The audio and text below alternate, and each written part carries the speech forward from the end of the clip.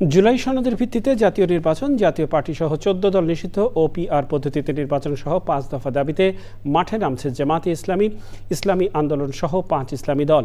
আগামী 18 সেপ্টেম্বর রাজধানীতে সমাবেশ এবং বিক্ষোভ মিছিল, 19 সেপ্টেম্বর বিভাগীয় শহরে বিক্ষোভ মিছিল সহ 3 দিনের কর্মসূচি দিয়েছে দলগুলো। তাফহিমুল ইসলামের রিপোর্টে বিস্তারিত। বান্ডেল থাকলে প্রতি সেনমানিতে টাকা বাঁচবে। বিকাশ সেনমানি বান্ডেল কিনে জিতুন প্রতি লেনদেনে। দফা দাবিতে কর্মসূচি ঘোষণা নিয়ে জামাতে ইসলামের সংবাদ সম্মেলনে জামাতের নায়েবে আমির ডাক্তার সৈয়দ আব্দুল্লাহ মোহাম্মদ তাহের বলেন, সরকারের পক্ষে এসব দাবি বাস্তবায়নের উদ্যোগ না নেওয়ায় রাজপথের কর্মসূচি দিচ্ছেন তারা। আমরা তো নির্বাচনে অংশগ্রহণ করব না, এটা কখনো বলি নাই। আমরা বলছি এই দাবিগুলো যেগুলোর ব্যাপারে আমরা ঐকমত্য পোষণ করেছি, সেই দাবিগুলো আইনগত ভিত্তির মাধ্যমে নির্বাচনের আগেই বাস্তবায়নযোগ্য করতে হবে। এটা হচ্ছে আমাদের দাবি। আমরা আশা করি এই দাবি পূরণ হবে এবং সকলেই মিলে এই ফেব্রুয়ারিতে আমরা একটা ভালো নির্বাচন করতে পারব।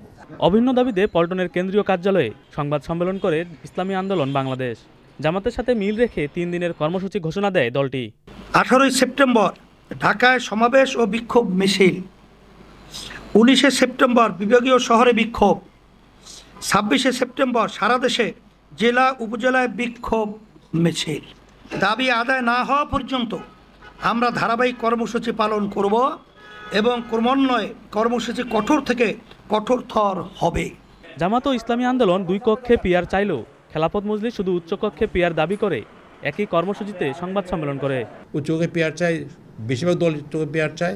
এটা নিয়ে কোনো বিরোধ করার আনফর্চুনেট কেউ বিরোধিতা করা, এটা আনফর্চুনেট হয়ে যাবে মনে করি আর কি। এবং উচ্চকে পেয়ার না হলে উচ্চকর আকারেই প্রয়োজন দাঁড়াচ্ছে না কার্যত। কারণ নিম্নকক্ষের রেপ্লিকা যদি উচ্চক হয় তাহলে এটা করা দরকারটা কি? কিছু মানুষের 100 মানুষের বাধ্যবাধকতা করা, তো এটা করার প্রয়োজন আমি মনে করি নাই।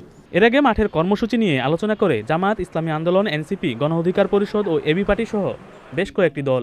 5 দফা দাবিতে তাফহিমুল ইসলাম, চ্যানেল আই, ঢাকা।